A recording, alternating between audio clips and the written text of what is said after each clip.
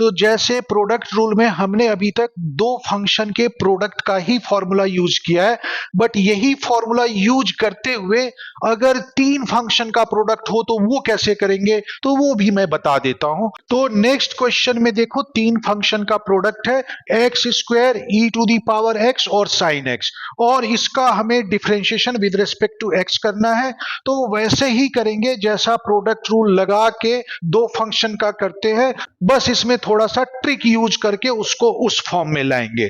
तो यहां पे हम देखते हैं कि बेसिकली हमारे पास तीन फंक्शन का प्रोडक्ट है, लेकिन जो प्रोडक्ट का फॉर्मूला है उसमें तो सिर्फ दो ही फंक्शन है, तो फिर तीन फंक्शन का कैसे करें। तो इस तीन फंक्शन का जो प्रोडक्ट है उसे पहले दो फंक्शन में कन्वर्ट करना होगा। कैसे? तो मैं क्या करता हूं, इस जो दोनों फंक्शन का प्रोडक्ट है इसको एक सिंगल फंक्शन की तरह ट्रीट कर लेता हूं, और ये दूसरा वाला फंक्शन मतलब एक्स स्क्वायर और ई टू दी पावर एक्स है, उसको मैं यू ले लेता हूं और साइन एक्स को वी ले लेता हूं। अब मैं इसमें प्रोडक्ट रूल इजीली लगा सकता हूं, तो प्रोडक्ट रूल लगाता हूं।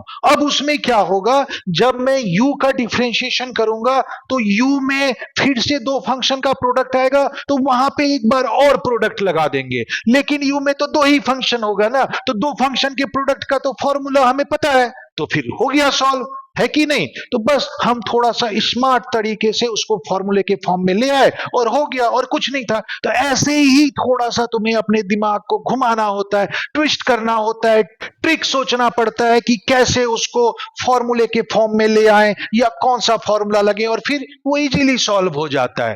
तो यहां पे हम वो ट्रिक यूज करते हैं। तो इसको u और इसको v लेते हुए मैं प्रोडक्ट रूल लगा देता हूं। तो x square e to the power x ये फर्स्ट फंक्शन हुआ और v सेकेंड फंक्शन हुआ। तो फर्स्ट फंक्शन का differentiation into second function as it is plus first function as it is into second function का डिफरेंशिएशन। क्लियर है? इसमें तो कोई प्रॉब्लम नहीं, सिर्फ फॉर्मूला लगा है। यहां पे तुम्हें ध्यान रखना होगा कि ये x square into e to the power x है, उसको हमने single function first function assume किया है। अब यहां पे देखो x square into e to the power x, इसका डिफरेंशिएशन एक्स के रिस्पेक्ट में करना है, और यहां पे दोनों एक्स स्क्वायर और ई टू दी पावर एक्स दोनों वेरिएबल है, तो अगेन यहां पे प्रोडक्ट रूल लगाना पड़ेगा। तो यहां पे हम फिर से प्रोडक्ट रूल लगा देते हैं। तो अगेन जब मैं यहां पे प्रोडक्ट रूल लगाऊंगा तो ये फर्स्ट फंक्शन है, ये सेकंड फंक्शन है, बस प्रोडक्ट रूल का तुम यूज कर दो, हो गया डिफरेंशिएशन। अब जब मैं इसमें प्रोडक्ट रूल लगाऊंगा तो देखो ब्रैकेट के अंदर ये किस फॉर्म में आ जाएगा, एक्स स्क्वायर का differentiation into e to the power x as it is plus x square as it is into e to the power x का डिफरेंशिएशन। प्रोडक्ट रूल से हमारा ये एक्सप्रेशन बन गया, ये ब्रैकेट के अंदर है और इस पूरे के साथ साइन एक्स मल्टीप्लाई है, प्लस इस सेकेंड टर्म में देखो क्या हुआ, तो x square into e to the power x ये तो एज इट इज है क्योंकि इसमें कुछ नहीं प्रोसेस हो रहा है, और साइन एक्स का डिफरेंशिएशन एक्स के रिस्पेक्ट में। तो जल्दी से बताओ, पीछे इतने सारे जो क्वेश्चन किए थे तो साइन एक्स का डिफरेंशिएशन क्या होता है। तो उम्मीद है कि सबको पता होगा, अब तक सबको याद हो गया होगा, और अगर याद नहीं हुआ होगा तो फिर निहायत ही बदतमीज हो, क्योंकि पीछे इतने बार मैंने कहा है कि फॉर्मूला याद करके रखो लेकिन याद नहीं करते हो। तो साइन एक्स का जो डिफरेंशिएशन होता है वो होता है कॉस एक्स, वो मैंने यहां पे लिख दिया। अब जो है यहां पे देखो डिफरेंशिएशन इसी तरह से करते जाते हैं, सॉल्व होता जाएगा और फाइनल आंसर आ जाएगा। तो एक्स स्क्वायर का डिफरेंशिएशन जल्दी से बताओ क्या होता है। तो इसमें कौन से डिफरेंशिएशन का फॉर्मूला लगेगा? यस, इसमें x to the power n के डिफरेंशिएशन का फॉर्मूला लगेगा। तो ये हो जाएगा 2x into e to the power x as it is plus x square as it is into e to the power x का डिफरेंशिएशन क्या होगा, पीछे से देख चुके हो, याद हो गया होगा। मैंने पहले भी बताया था कि ई टू दी पावर एक्स का कोई कुछ नहीं बिगाड़ सकता, उसका डिफरेंशिएशन वही होता है। तो e to the power x का differentiation e to the power x, तो ये सॉल्व हो गया into sine x plus x square e to the power x cos x, ये हमारा सॉल्व करके आ गया। अब मैं साइन एक्स को इधर अंदर मल्टीप्लाई कर देता हूं ताकि हमें पता चल जाए कि अगर और कोई सिंप्लीफिकेशन हो रहा है तो वो भी कर दे, नहीं तो यही आंसर आ जाएगा।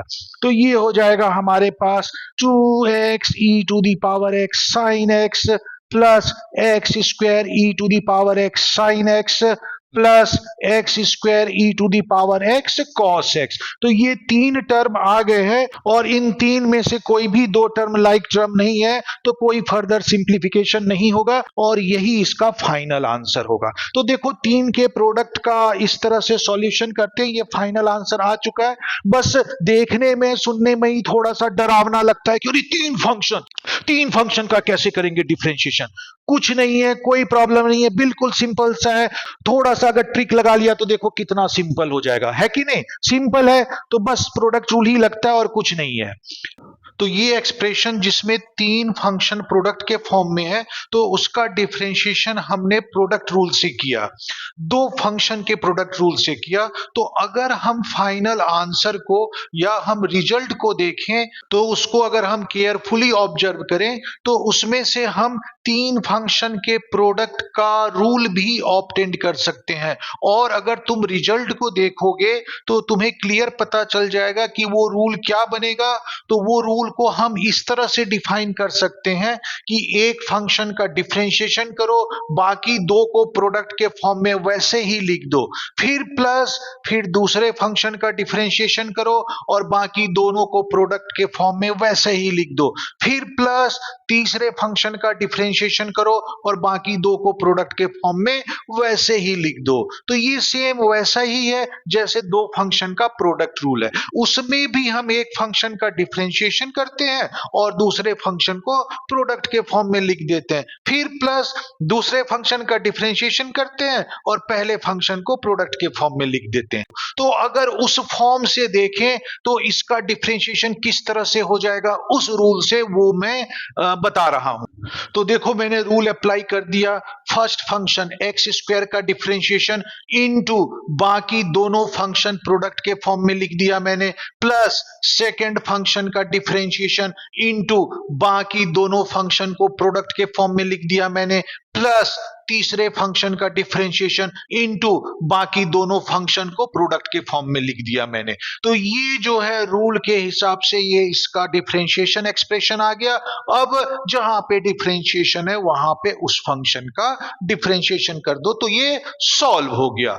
तो देखो इस रूल से इजी हो गया कि नहीं? तो ये रूल तुम याद करके रख लो, काम आएगा।